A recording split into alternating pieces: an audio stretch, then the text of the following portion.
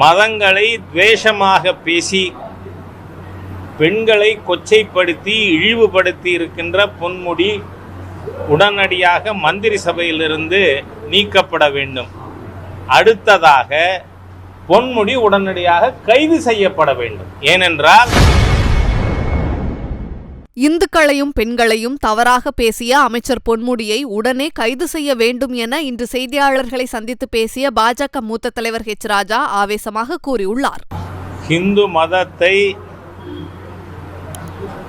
இழிவுபடுத்தும் நோக்கத்தோடு பெண்களையும் அவதூறாக பேசியிருக்கின்ற பொன்முடி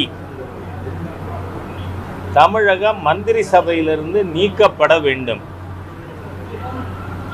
திராவிட முன்னேற்ற கழகத்தின் நிர்வாகியிலிருந்து நீக்கியிருப்பது என்பது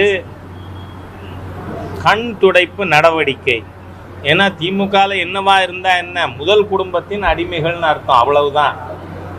ஆனால் அவருக்கு அரசாங்கம் மந்திரி சபையில் எப்படி அந்த ஒரு மிக கேவலமான மனிதர் மதங்களை துவேஷமாக பேசி பெண்களை கொச்சைப்படுத்தி இழிவுபடுத்தி இருக்கின்ற பொன்முடி உடனடியாக மந்திரி சபையிலிருந்து நீக்கப்பட வேண்டும்.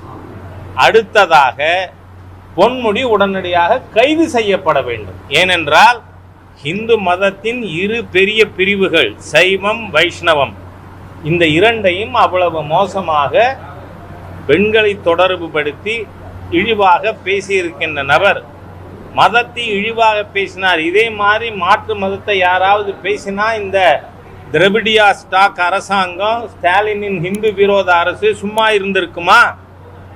ஆகவே பொன்முடியை வழக்கு தொடர வேண்டும். பொன்முடிக்கு எதிராக அவரை கைது செய்ய வேண்டும், மந்திரி சபையிலிருந்து நீக்க வேண்டும் என பாரதிய ஜனதா கட்சி கேட்டுக்கொள்கிறது.